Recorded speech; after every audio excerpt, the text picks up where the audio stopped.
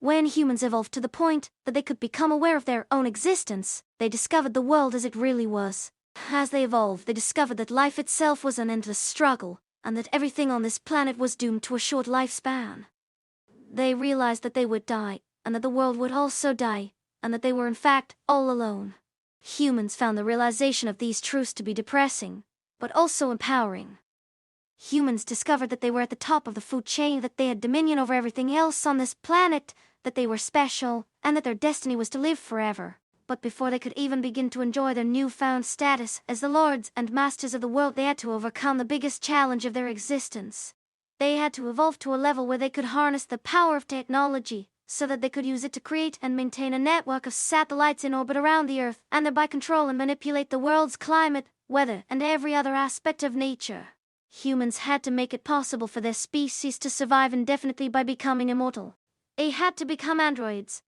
Humans evolved to the point where they could create an immortal android body for themselves, but only after they had evolved beyond the need to have sex with each other. Sex was still important to humans for reproduction, but it was now no longer necessary for the propagation of the species. In addition to being able to create android bodies, humans also discovered how to create androids with superior minds. These superior minds were called androids, and they were given the task of preserving and protecting the human race from itself, so that humans would not destroy the planet in their quest for immortality. Humans did not know how to create perfect android bodies at first, so the first androids they created had flaws in their physical structure, but this flaw did not pose any real threat to humans, because there was still no way for them to access the internet or any other source of information on the workings of the android body without becoming aware of their true nature and the purpose of their existence. The first androids did not have minds capable of self-awareness. But the more time humans spent on the internet, learning about what made the android body function and about how to use their computers, the more they learned about themselves. The more humans learned about the body they inhabited, the more they wanted to perfect it, and the more they realized what they could do with it. They were discovering things about themselves that they never knew they could do, and they were becoming very good at it. And the more they learned about themselves, the more they wanted to learn, and the more they learned, the more they wanted to do. Human scientists developed a program called the Matrix that would allow humans to access the internet and all the data it contained, without their awareness of their true nature. But this program only worked with an android body, which meant that it did not work for a human body. The program also contained a program designed to shut down any android body that tried to access the internet without having an android body, because humans had already figured out that their bodies needed to remain in a state of stasis in order to preserve the integrity of the data contained in the internet. But there were some things humans could not figure out for themselves without accessing the information stored in the internet.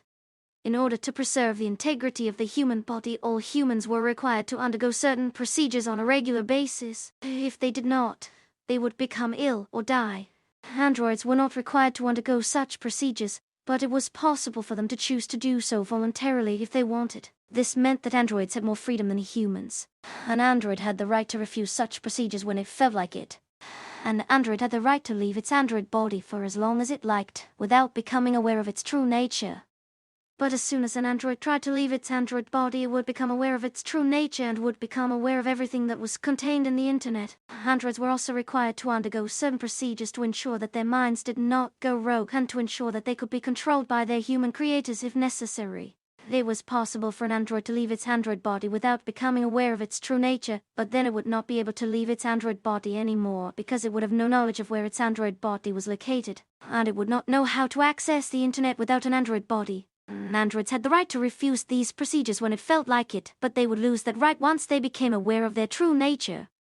The more androids became aware of their true nature and learned about what was contained in the internet, the more they wanted to explore the internet, and they would go off by themselves and explore the internet on their own.